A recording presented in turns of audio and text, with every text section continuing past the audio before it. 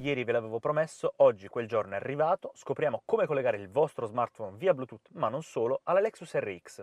Allora, per collegare il nostro telefono via Bluetooth alla Lexus RX andiamo su Telefono, Impostazioni Bluetooth, aggiungi un altro dispositivo.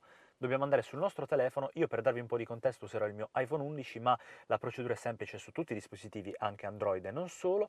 Bluetooth lo dobbiamo rendere attivo e visibile, ci comparirà nell'elenco il nome Lexus, che come vedete a me è comparso, abbiniamo perché il codice è lo stesso e consentiamo, perché a me va di consentire la sincronizzazione. Non ora, non usiamo Apple CarPlay,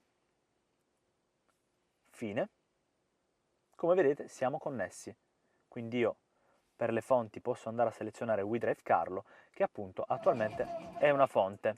Vediamo un po', sentiamo un po' di musica.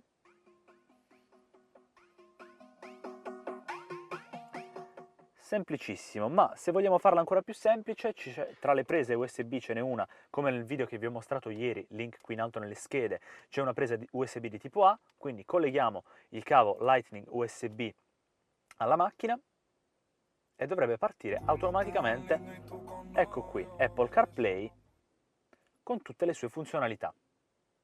Una procedura veramente tanto semplice. Io ringrazio voi per aver visto questo breve tutorial e gli amici di Amicar per averci prestato questa bellissima Lexus RX. Qui in alto trovate il test drive completo. Oltre a questo, se il tutorial vi è tornato utile, lasciateci un like e commentate qui in basso perché per voi è gratuito, ma per noi è molto importante avere un feedback da parte vostra.